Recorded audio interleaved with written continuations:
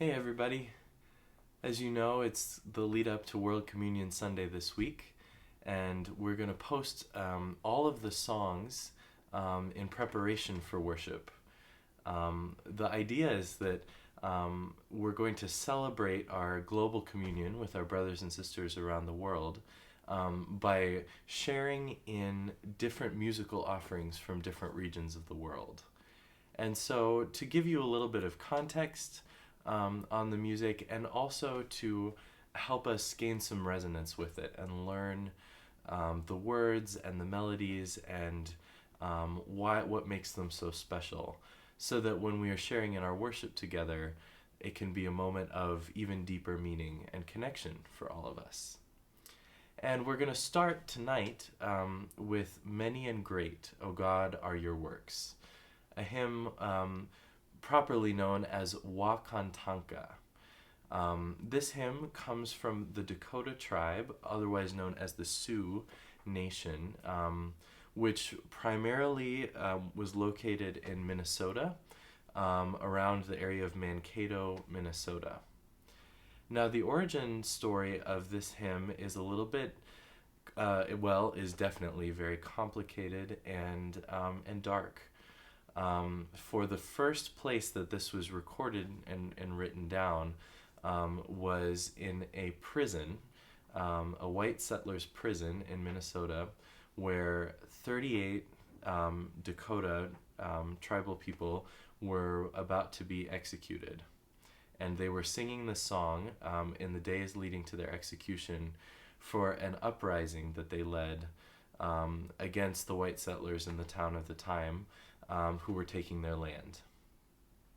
This song was written down by a man named Joseph Renville, and the town was formerly called Laquipale, which means lake that speaks.